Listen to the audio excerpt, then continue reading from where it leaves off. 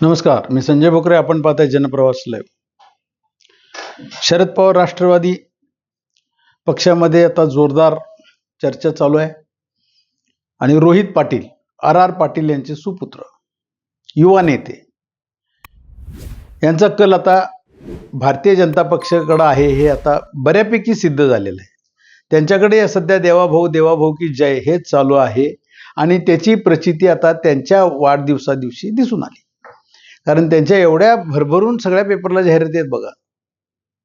त्या सगळ्या जाहिरातीमध्ये देवाभाऊंचे फोटो आहेत, गडकरींच्या बरोबरचे असतील, बऱ्याच जणांचे नेत्यांचे फोटो आहेत, पण ते भारतीय जनता पक्षाचे सगळे नेते आहेत. सुप्रिया सुळे, शरद पवार हे कुठं आहेत ही मंडळी? ही सगळी ह्यांची नेते मंडळी कुठं दिसतच नाही आहेत. ह्या चर्चेला जोर धरलाय. याचा अर्थ याच्यावरनं मी म्हणत नाही, पण ह्याच्या आधीपासूनच आपण बघितलं संजय काकांचा जो प्रवेश होता भारतीय जनता पक्षामध्ये तो सुद्धा अचानक थांबला गेला ना. रोहित पाटील आलेले युवा नेते हे देवाभाऊंना कधीही चांगलं आहे ना. भारतीय जनता पक्षामध्ये आज ते विद्यमान आमदार आहेत. संजय काकांचा त्यांनी पराभव केलेला आहे आणि आर पाटलांची ही ताकद सगळी जर का आपल्याकडे भारतीय जनता पक्षाला सपोर्टेड राहत असेल, पक्षात यावं अशा पद्धतीचा पण विषय नसावा. शरद पवारांना म्हणजे आजोबांना जसं रोहित पवारांचं जे चाललंय की काँग्रेसकडे जाऊया, काँग्रेसमध्ये विलीन करूया, हिथं दोन मतप्रवाह दिसायला लागलेत. शरद पवार राष्ट्रवादीमध्ये सुप्रिया सुळेंनी अक्षरशः डोक्यावर असा हात धरून बसलेले आहेत. त्या काय करायचं, त्यांचाही कल, त्यांनाही मंत्रिपद हवंय ना केंद्रामध्ये. आणि रोहित पाटील यांचं सुद्धा हेच मत असणार आहे. मंत्रिपद केंद्रातलं मिळत असेल तर आपण तिथं जायला काय हरकत आहे? राज्यात सुद्धा काही 2 मंत्रिपद मिळत असतील तर घ्यायला काय हरकत आहे आपण? अशा वेळेला जयंत पाटील, जितेंद्र आव्हाड यांची भूमिका नरोवा कुंजरोवाच दिसते सध्याच्या परिस्थितीत.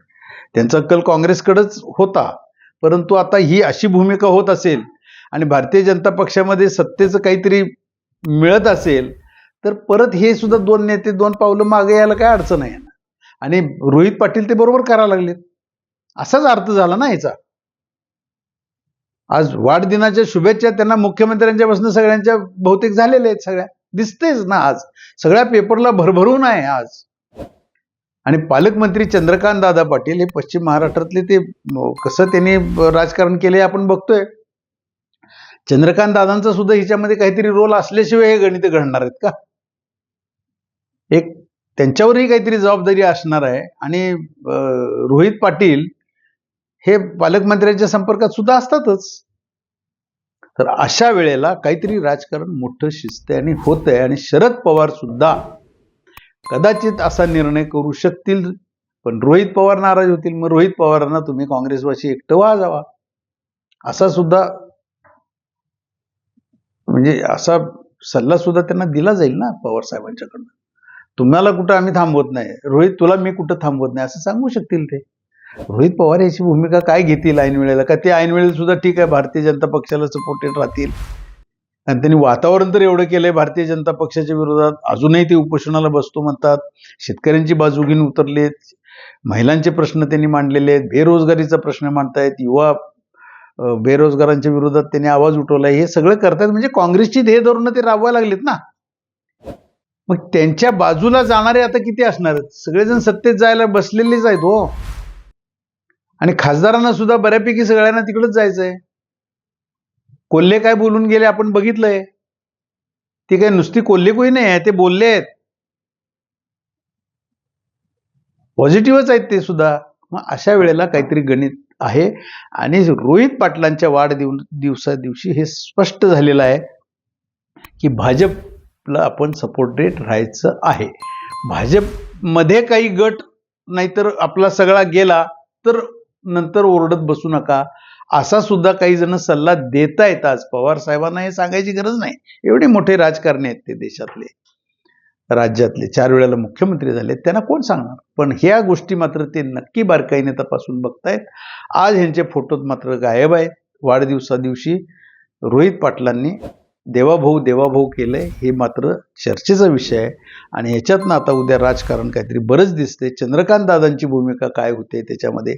पालकमंत्र्यांशी संपर्क साधतोय पण ते अजून संपर्कात येत नाही आहे, त्याचंही कारण काही कळत नाही. परंतु बरीच काहीतरी मोठी घडामोड घडते आहे आणि जर का शरद पवार राष्ट्रवादी सुद्धा भारतीय जनता पक्षाला सपोर्टेड राहत असेल तर बऱ्यापैकी त्यांचे खासदार 8 खासदार आहेत शरद पवारांची, ही ताकद सुद्धा केंद्रात भारतीय जनता पक्षाला मिळू शकते.